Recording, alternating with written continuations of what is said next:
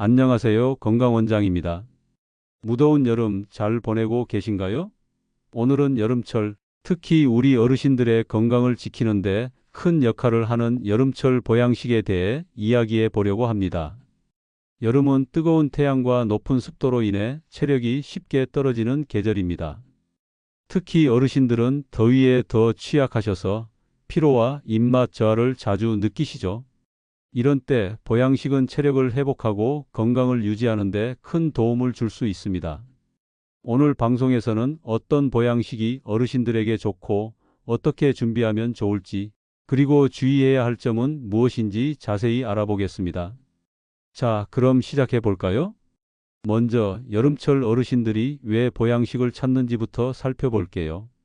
여름은 한의학적으로 서습한 계절이라고 합니다. 이는 더위와 습기가 많아 땀을 많이 흘리게 되고, 이로 인해 체내 양기, 즉 몸의 에너지가 소진될 수 있다는 뜻입니다. 게다가 무더운 날씨에도 불구하고 몸속은 오히려 차가워질 수 있다고 해요. 특히 어르신들은 소화 기능이 약해지거나 만성 질환을 앓고 계신 경우가 많아 여름철 건강 관리에 더 신경 써야 합니다. 여러분은 어르신들이 여름에 어떤 음식을 드시는 걸 좋아하시나요? 혹시 삼계탕이나 추어탕 같은 전통 보양식을 떠올리셨나요? 삼계탕은 여름철 보양식의 대표 주자죠. 삼계탕은 통닭에 인삼, 대추, 흑임자, 찹쌀 등을 넣어 끓인 음식으로 고품질 단백질과 콜라겐이 풍부합니다. 닭고기는 근육이 가늘고 부드러워 소화가 잘 되며, 인삼은 기운을 북돋우고 대추와 흑임자는 혈액순환과 위장 건강에 도움을 줍니다. 특히 닭 날개에는 알리신이라는 성분이 있어 성장과 운동 기능을 돕고 단백질 흡수를 촉진한다고 해요. 여름철 복날에 삼계탕을 먹는 전통은 단순한 관습이 아니라 한의학의 이열치열 원리에 기반을 두고 있습니다. 뜨거운 음식을 먹음으로써 몸속의 열을 조절하고 양기를 보충하는 거죠. 하지만 삼계탕을 드실 때, 특히 즉석 삼계탕은 나트륨 함량이 높을 수 있으니 국물은 적당히 드시는 게 좋습니다. 여러분, 삼계탕을 집에서 만들어 보신 적 있으신가요? 나중에 간단한 레시피도 알려드릴게요. 다음으로 추어탕에 대해 알아볼까요? 추어탕은 미꾸라지를 주재료로 한 보양식으로 칼슘과 비타민 A가 풍부합니다. 미꾸라지는 뼈 건강을 돕고 피부와 호흡기 점막을 강화하는 데 효과적입니다.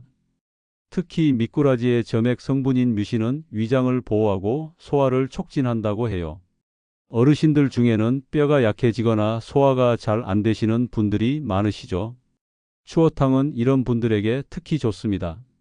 하지만 미꾸라지의 독특한 맛이 낯설게 느껴질 수 있으니 도라지나 미나리 같은 채소를 추가해 맛을 조화롭게 하면 더 맛있게 드실 수 있습니다. 추어탕을 드셔본 적이 있으신가요? 어떤 재료를 넣으면 더 맛있을지 잠시 후에 팁을 드릴게요. 장어도 여름철 보양식으로 빠질 수 없는 음식입니다. 장어는 비타민 A가 다른 생선보다 150배나 많아 시력 보호, 항산화 효과, 암 예방에 도움을 줍니다. 또한 오메가3 지방산이 풍부해 심혈관 건강에도 좋죠. 하지만 장어는 지방 함량이 높아 칼로리가 많으니 체중 관리에 신경 쓰시는 어르신들은 섭취량을 조절하는 게 좋습니다. 장어를 구울 때는 간장, 마늘, 생강으로 만든 양념장을 발라 바삭하게 구우면 어르신들도 부담 없이 즐기실 수 있습니다. 혹시 장어를 좋아하시는 어르신 계신가요? 어떤 조리법이 제일 맛있을까요? 삼계탕, 추어탕, 장어 외에도 시원한 보양식들이 있습니다. 콩국수는 고단백질 콩으로 만든 국물에 면을 말아 먹는 음식으로 여름철 무기력증을 해소하는 데 좋습니다. 메밀국수는 소화가 잘 되고 비타민과 섬유질이 풍부해 장 건강에 도움을 줍니다. 그리고 수박이나 참외 같은 제철 과일은 수분과 비타민을 공급해 더위로 지친 몸을 달래줍니다. 이런 음식들은 뜨겁지 않아 어르신들이 부담 없이 드실 수 있죠. 여러분은 여름에 어떤 과일을 제일 좋아하시나요? 이제 중요한 점을 하나 짚고 넘어가겠습니다. 보양식은 영양가가 높지만 모든 어르신들에게 적합한 건 아닙니다.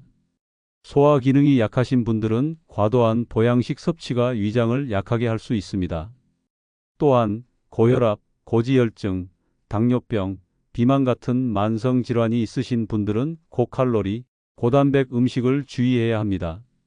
예를 들어 삼계탕이나 장어는 단백질이 풍부하지만 지방과 칼로리가 높아 과도하게 먹으면 관절이나 심혈관에 무리가 갈 수 있습니다. 만약 어르신이 만성 피로를 느끼시거나 6개월 이상 피로, 기억력 저하, 근육통 같은 증상이 있다면 전문의와 상담하는 게 좋습니다. 보양식을 드시기 전에 건강 상태를 꼭 확인하세요. 그렇다면 보양식을 어떻게 준비하면 좋을까요? 집에서 삼계탕을 만들 때는 신선한 통닭을 준비하고 인삼, 대추, 흑임자를 넣어 약 1시간 정도 끓이면 됩니다.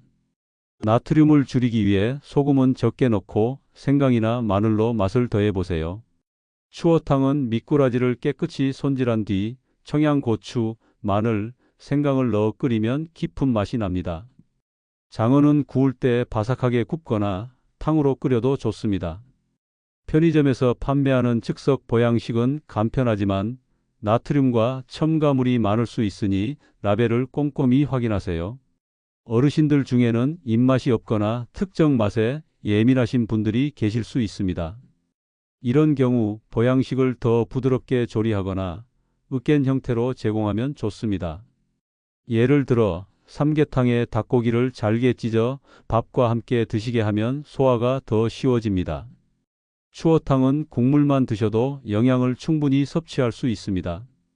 콩국수는 콩 국물을 묽게 만들어 시원하게 드시면 입맛을 돋우는 데 좋습니다.